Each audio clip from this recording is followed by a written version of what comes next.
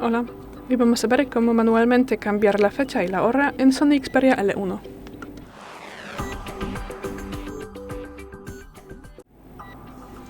Pasamos a los ajustes.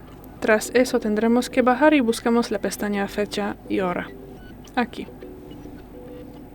Y al principio desmarcamos la primera posición, fecha y hora automáticas, y tras eso podremos modificarlas aquí manualmente. Por ejemplo así, y lo mismo pasa aquí con la hora. Aceptamos.